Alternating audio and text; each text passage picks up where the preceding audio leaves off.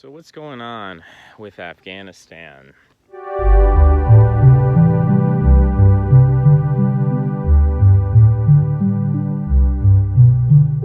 Afghanistan is a relatively small country, relatively insignificant country, relatively powerless country. And I've talked before, and I will talk again, about the way in which Afghanistan has been a false proof, a false piece of evidence in the argument that the United States military is weak.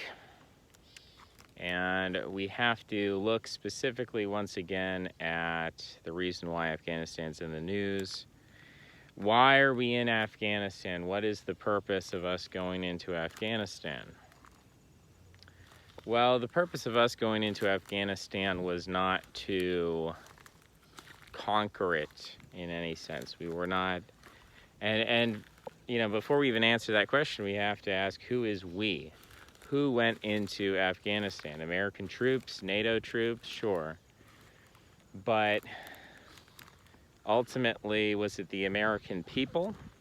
Was it corporations? Was it big oil? Was it pharmaceutical companies? Who went in there? What went into that decision-making process? Was it neocons? Was it ideologues? Was it anti-Muslim crusaders? Who was it? Who was it that went into Afghanistan?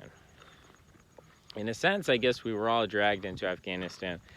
But the people who made the push, the people who made it happen, at the end of the day, there's a disconnect between the motivations, or let's say there's a disconnect between who incurs the costs from that war and who incurs the benefits. Obviously, the people who lost the most from the war in Afghanistan were the Afghani people, right? War takes a toll on the people who have to endure that war, who have to experience that war. And so they obviously did not start that war. You know, in terms of the main geopolitical interest, the biggest interest, and all the interests I've mentioned have had some interest, of course, you know.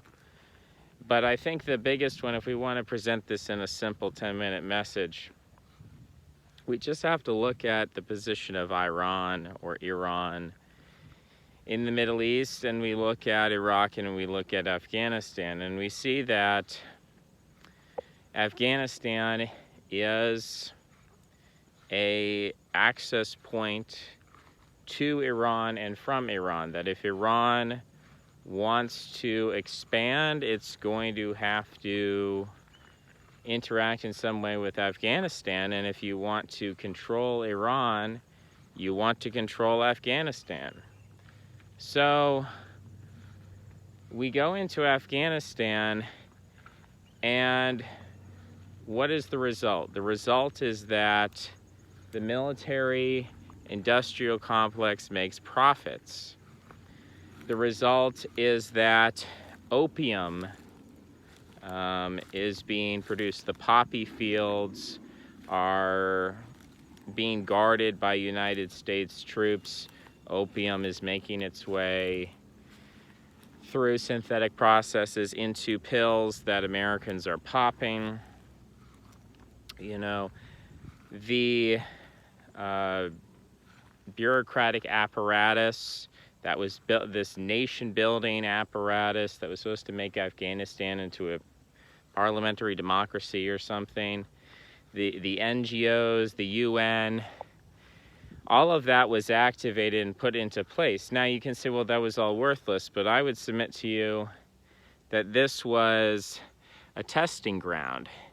This was an opportunity for all of those agencies to take government funds and to use them to study and gain data on what does it look like to try to force a hostile populace into something resembling liberal democracy. And I think the reason why that's important is because the people who started the war in Afghanistan are interested in the prospect of having to do that in Europe and America, as the relationship between the government and the citizenry becomes more strained and more distrustful and more dysfunctional. People no longer feel, when we talk about the United States, we feel that there's a disconnect between the people and the government. So I think all of this was valuable. So what does it mean now that we're withdrawing? Why withdraw now? Well, I would say we withdraw because there are marginal returns. There's marginal gains to be made from further occupation of Afghanistan. Afghanistan has served its purpose, and now it's time to move on to a degree. We are always probably going to have some level of interaction with Afghanistan in the same way that we have troops in Africa. You never hear about the African wars that are going on, but we have active wars going on in Africa. And I don't know what that will look like. We can look at Vietnam, we can look at the fall of Saigon, and we can say, well, maybe we'll be kicked out, but of course, we'll be invited back in at some point. We'll have, in the same way we have relationship with Vietnam, we'll have a relationship with Afghanistan under what increasingly looks like a likely Taliban governance, in the same way that when we left Vietnam, you had a Christian South and a communist North, and after we left, the Christian South fell to the communist North. So that's what I expect to happen in Afghanistan. It's possible that a more tribalistic warlord situation could take place, where you have both the Taliban as well as other tribal allegiances and alliances. For instance, the Hazara, which are a Mongolian descended group. You may know them from the Kite Runner series, if you've ever read that. Maybe you were assigned it in school, but the Hazara are Mongolian descended, and they practice Shia Islam as opposed to Sunni Islam. And so they may establish some kind of enclave in the same way that Syria now is split into different enclaves. It's still not a united Syria under Assad. There's still, quote-unquote, rebel groups operating that occupy certain territory. In terms of the Shia component, that does bring to mind the question of secularism in Afghanistan. Of course, prior to the invasion of the Soviet Union, Afghanistan did have a secular government. It was similar to Ba'athist Iraq or Syria. What happened was the United States funded a very wealthy Saudi Arabian by the name of Osama bin Laden through an operator called Zbigniew Brzezinski, who went over there and coordinated our CIA with the Mujahideen, which became Al-Qaeda, which became the Taliban. And what's interesting about Osama bin Laden is that his family is very rich, very well connected, and they are very Wahhabi or Salafist, which is a particularly virulent strand of Sunni Islam, and one of its most prominent features is that it is extremely against Shia Islam and therefore against Iran. And so when you're American or you're Israeli and you're looking at Iran as the greatest contender for a hegemonic power in the Middle East, and I've made this argument in other videos, but just to repeat it, you're going to want to stoke as much anti-Shiite resentment as possible. And so you're going to fund and fuel and promote Salafism, Wahhabism, and radical reinterpretations of Sunni Islam that want to wage a jihad on Iran. And that's what's been promoted in Afghanistan.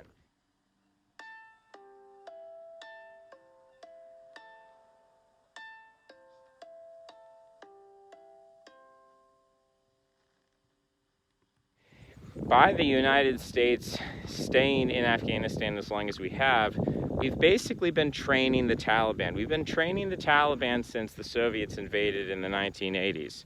We've continuously been training them. We've been training them with the lives of boys from North Carolina and Georgia and Alabama. We've been throwing those boys into a meat grinder and, allowing them to be killed by IEDs and ambushes and attacks. And we've been killing Afghani civilians, tens of thousands, if not hundreds of thousands of Afghani civilians, in order to harden the hearts of the Afghani people. Remember that, again, in the 1980s, prior to the Soviet invasion, these people had a secular government. But if you put a country through radical warfare, you push people toward religious fundamentalism. By the United States remaining in Afghanistan as long as we have forged, we have created the Taliban. We have manipulated the Afghani people into, we've backed them into a corner, and they feel like the Taliban is their only ally, the only one who represents, in the same way that in China, during Japanese occupation, Chiang Kai-shek, the nationalist, right-wing nationalist, with Christian affiliations through his mentor Sun Yat-sen, and Freemasonic affiliations as well, Mr. Chiang Kai-shek did not make his priority fighting the Japanese, he made his priority fighting the communists, whereas Mao Zedong said that the priority should be fighting the Japanese to escape foreign domination rather than to fight the right-wing nationalists. And so, in a similar position, the Afghani people feel like the Taliban represents them. It represents their struggle for independence and against occupation. And I think the United States has achieved a situation in which the Taliban is very well trained. We never used overwhelming force against the Taliban. We never used chemical warfare, biological warfare, nuclear warfare. We did not use the full extent of our weapons against the Taliban. The Taliban has been training for years because it's sort of like a virus, right? If you don't kill a virus, but you continually apply weak antibiotics to it, you keep applying antibiotic after antibiotic, and you keep killing 99%, that 1% strain that's left will be very virulent. And that's what we did with the Taliban, is we continuously have been training it to be more and more virulent to the point where it's now competent enough that it can actually probably create a government in Afghanistan, sustain that government, and it's going to be very similar to the Wahhabist, Salafist government of Saudi Arabia, which is a puppet state of the United States of America. So in the end, I think the objectives that were laid out by the interests that pushed us into that war have basically been achieved, and our presence is no longer needed. There are some people who would like us to stay there, obviously, and there are a lot of people who would like us to leave. The future of Afghanistan is going to look similar to Yemen. It's going to look similar to Saudi Arabia. It's going to look similar to these countries which have been cajoled into radical Islamic extremism, and that is historically not good for those populations. That is historically not good for, technology and education and the sort of things that Saddam Hussein's Iraq was pursuing, or the things that Bashar al-Assad's Syria has been pursuing, or even Nasser's Egypt, right?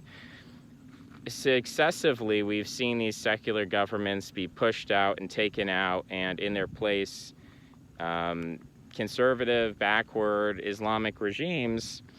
That is the objective of the neocons, even though they say it's the opposite, is, we want to create secular liberal democracy.